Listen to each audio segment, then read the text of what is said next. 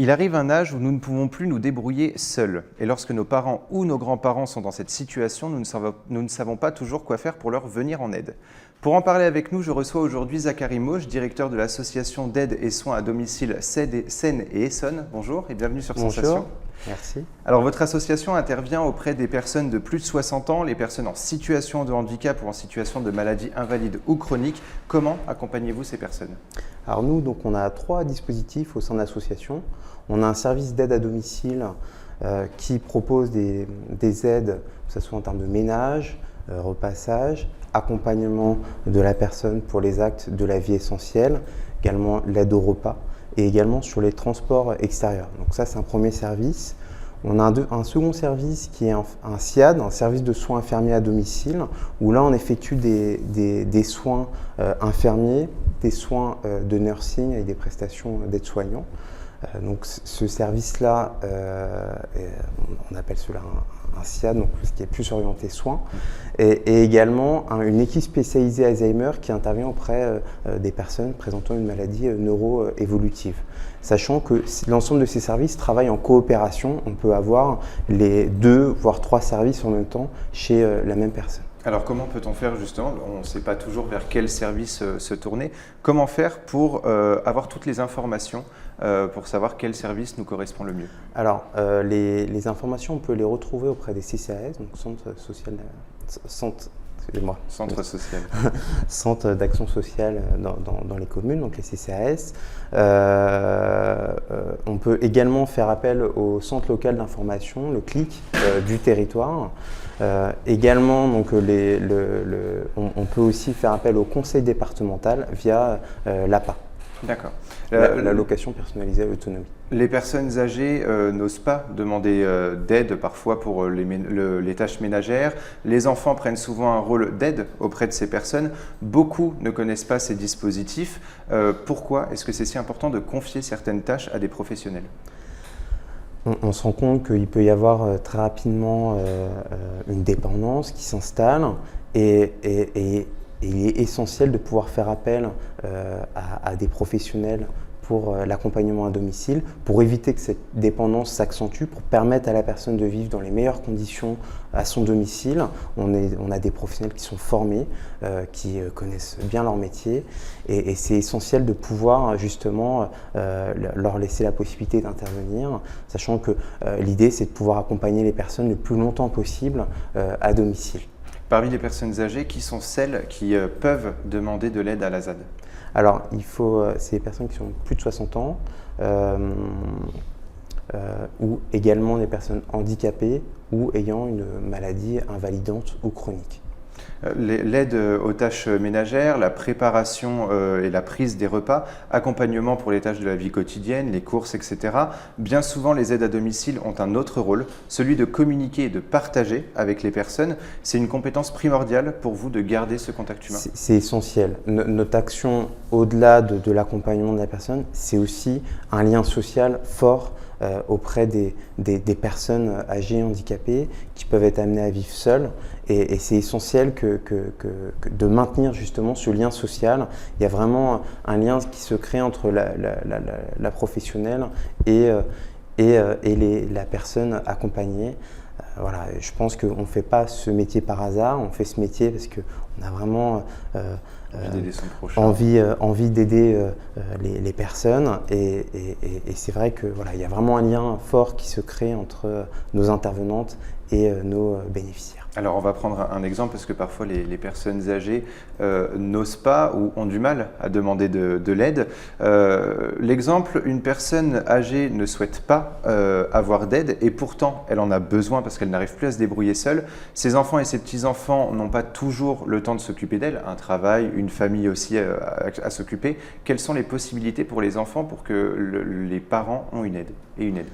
Alors, il y a différentes possibilités. C'est vrai qu'on essaie vraiment de faire en sorte que les personnes acceptent l'aide. C'est quand même très important.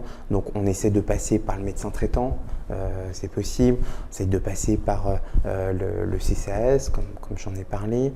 Voilà, on essaie par ces moyens-là de faire accepter à la personne qu'elle a besoin d'aide. Donc on vient en relais des aidants.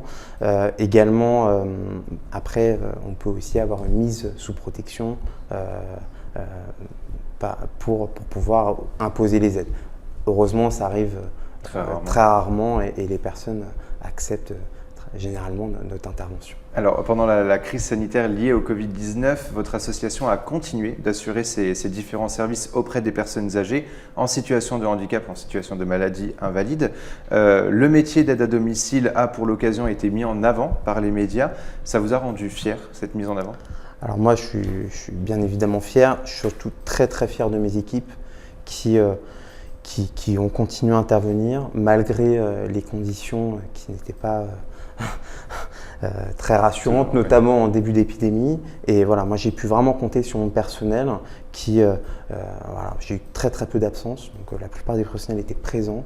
On a pu continuer à accompagner les personnes chez elles dans les meilleures conditions, sachant que voilà, on a vraiment apporté notre contribution à la gestion de cette crise, parce que il faut savoir que la majorité des personnes dépendantes se trouvent à domicile et non pas en EHPAD ou à l'hôpital, et qu'on a vraiment apporté notre part pour limiter les hospitalisations, mais également permettre à des personnes de retourner à domicile. Alors pour libérer les lits des hôpitaux. Comment vos équipes en fait, ont réagi face à cette crise, face à ce confinement et cette envie de continuer à aider les personnes qui ne pouvaient plus se débrouiller toutes seules? Comment est-ce qu'elles ont réagi? Alors, il y avait bien sûr une appréhension forte qui était compréhensible.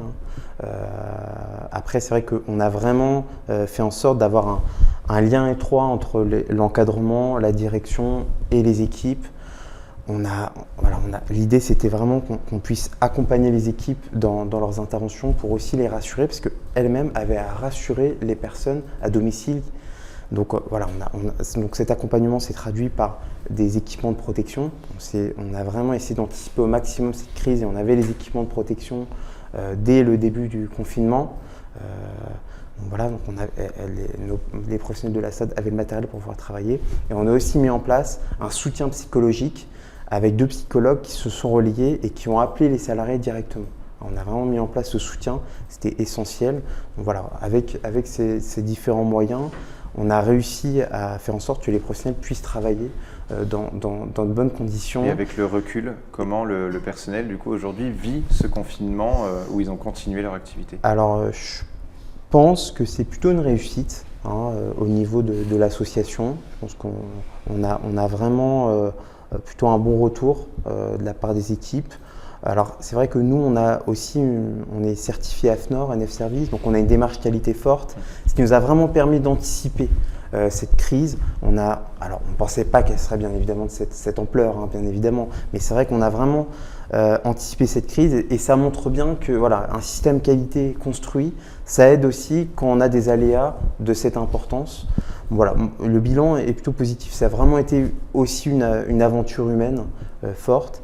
Et on espère que nos métiers seront un peu plus pris en considération dans l'avenir et également qu'il y aura aussi une meilleure valorisation salariale pour les professionnels du domicile. Alors les aides à domicile ont chacune et chacun leur propre mot d'ordre.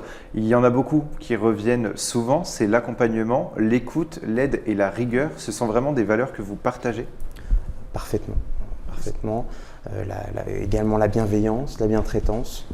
Ça fait vraiment partie des valeurs du domicile. Et pendant le confinement, est-ce qu'il y a plus de personnes qui ont fait appel à vos services? Alors, on a eu quelques retours d'hospitalisation, notamment au début d'épidémie, parce qu'il a fallu libérer des lits dans les hôpitaux pour pouvoir appréhender cette crise. Donc on a eu un certain nombre de demandes au début du confinement. Pendant le confinement, on a eu assez peu de demandes Et là, voilà, on commence à avoir de nombreuses nouvelles demandes. Mais vous étiez déjà bien occupé. On était déjà bien occupés pendant toute cette période. Merci beaucoup, Zachary Merci Mauch, d'avoir été avec nous. On votre remercie accueil. bien entendu tous les employés de France qui viennent chaque jour en aide aux seniors et aux personnes en situation de handicap. On peut retrouver aussi des informations sur votre site www.assad91.fr. Et pour revoir ou réécouter cette émission, rendez-vous sur notre site et application Radio Sensation.